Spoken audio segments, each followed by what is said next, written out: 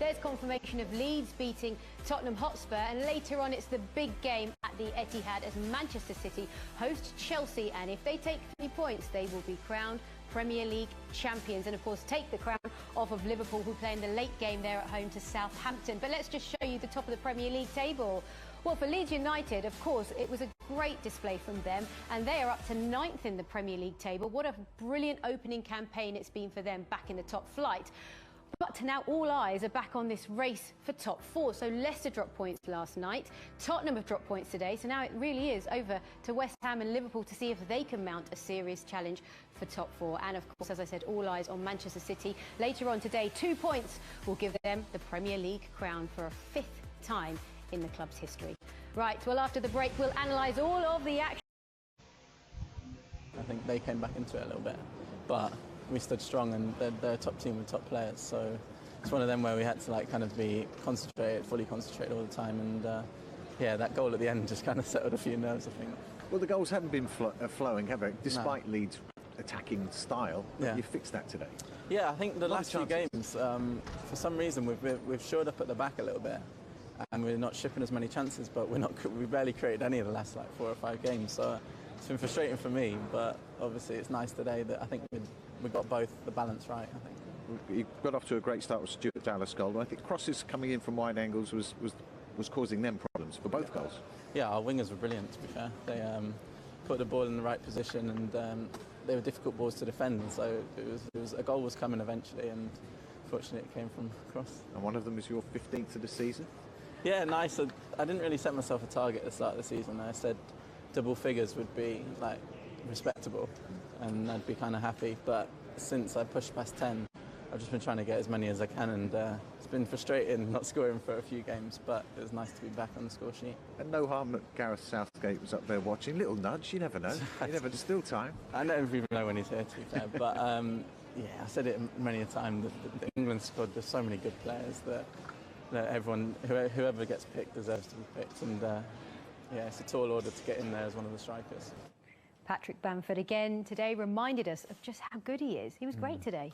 He was, yeah. His movement was superb from start to finish, picking up little clever areas, getting across the front man, making unselfish runs in behind sometimes where he wasn't going to score from it, but his teammates must have planned with him because he's so unselfish, as I said. And even times he makes runs in the box where he knows he can't score from, just to attract the defender to go with him, to leave space for somebody else.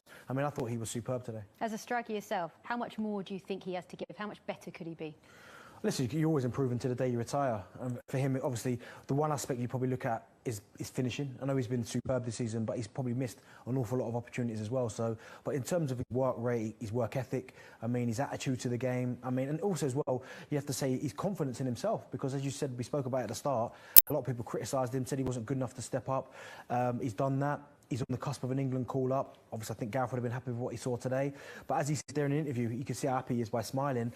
I mean, competition for that area centre forward for England is deep, so it's going to be tough, but all he can do is put in the performances that he put in today. And I guess in the build-up to this, of course, the focus really was on Spurs, but Leeds have just reminded us once again, they really do belong in the Premier League. They are such a great team to watch. Of course they do, and yes, it's been great for the Premier League to see not only that they've come up from the Championship and been comfortable, but they've brought a new style of play, which has been very entertaining. It's been refreshing. When you play against them, there's nowhere to hide because they play right up against you individually. They don't play in zones. They don't play in pockets. They go right up against you and say, I'll take you on. And it's been great. It was too much for Spurs today. I think what Patrick Bamford said about chances, he was right. I thought his team had a much better balance about their performance today as well.